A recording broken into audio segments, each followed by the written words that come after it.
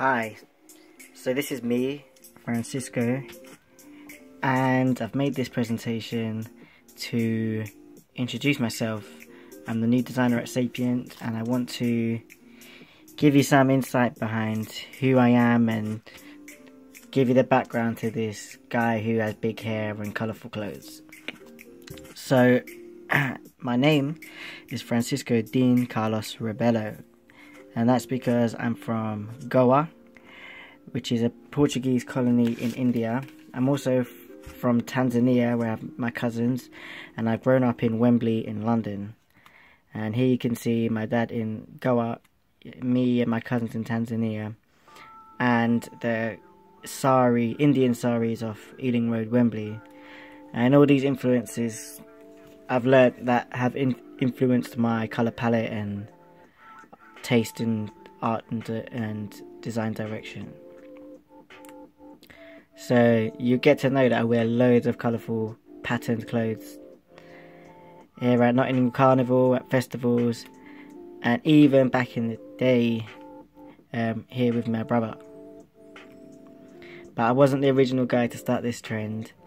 It was first started by my dad here back in the day in Finsbury Park with his brothers, and yeah, looking super fly there. So my dad started the trend. And speaking of my dad, when he first came to this country, he works as a refrigeration engineer, which means he drives around fixing fridges. And his company when he first came was called Tropical Refrigeration, which I found really funny. And one day I decided to make a little blog.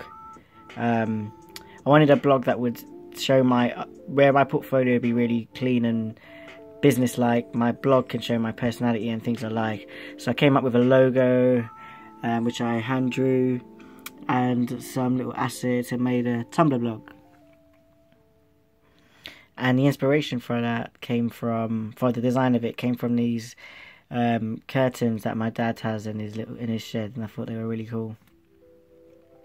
My mum, she cooks lots of Goan food like this.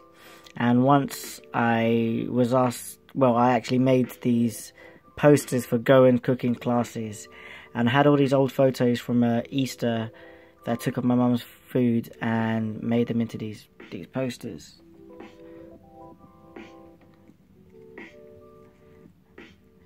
And the thing that I love about the posters is something that I love doing most of all, which is making a mess and getting out inks and papers and hand drawing typography and making brush marks and like thinking of the logo beyond just things on the computer. There's also my brother. His name is Julio.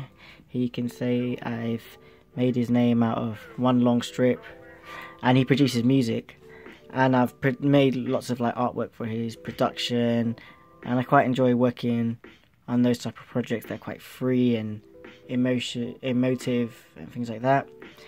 And this is him, Julio. Hey. Once I actually painted a picture of him. I had some time off work. I was ill, and I wanted to do a painting because I hadn't in a long time. So I found a photo, drew it out, and used oil paints, and then got it framed, and it's living in my mum's living room now. And I'm from Wembley, and in Wembley we say the word sick a lot to describe stuff. So here you can see as a guy who saw something so sick that he bees sick, and his sick makes up the word sick, S-I-C-K. And there is the original drawing. And I'm also, in Wembley, they have lots of, there's the original place of Chicken Cottage, the shop. And I don't know why I've included this, but it's funny, it's the best logo ever that I've designed. The Chicken Cottage, but in 2 drumsticks. Oh, should win an award for that. And this is a W, in the theme of a watermelon. I was participating in this competition where we all had one letter and just had to do a beautiful version of that. Everyone else was quite digital and precise, but mine was hand drawn and full of texture. And these things look like they take they're really quick, but actually the reality is a lot of trial and error, because I want it to feel really natural, so I have to do it a lot and until I find the one that works really well, and then like in Photoshop playing around with different ways that I can make it look better. And yeah, I do loads of these type of illustrations and artwork and bits of graphic design for friends, for myself, and I get my inspiration from Kate Moros's book Make Your Own Luck. Well, actually, Kate Moros, she's an illustrator that I really have enjoyed and been inspired by for a long time, and she's got this great book called Make Your Own Luck, which you should check it out. And here's me now, a professional digital designer. I work on digital projects. Here I'm working on this digital product where it's a finance app for low-income families. So I really enjoyed working on the app, and I especially enjoyed seeing the user testing. So right now these people are testing out the app design, and it's great. It was really interesting to see the feedback and make adjustments, and seeing how your designs work in real life and motivates you even more to try and get it right. And sometimes the two parts of the artistic, illustrative side of me that I like comes together with the digital design side.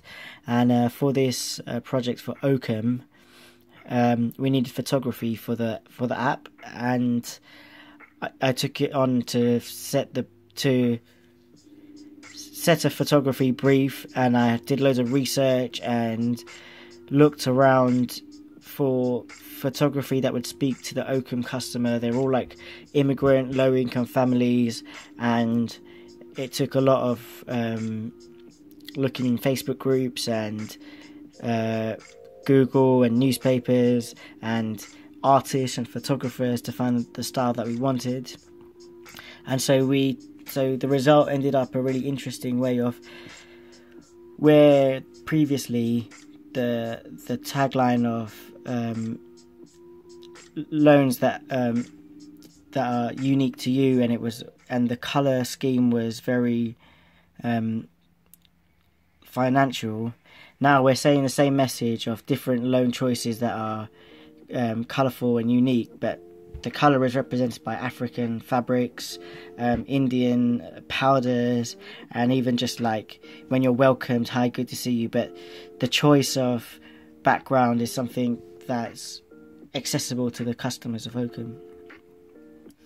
And yeah, that was it. Now I am living in Bow. I've just moved to Bow, and I'm starting this job, and I've stuck up all the artwork on my wall to start me off for the day before I go to work. And yeah, and right now I'll show you, it's actually been replaced by this big calendar here doing stuff. But yeah, thank you.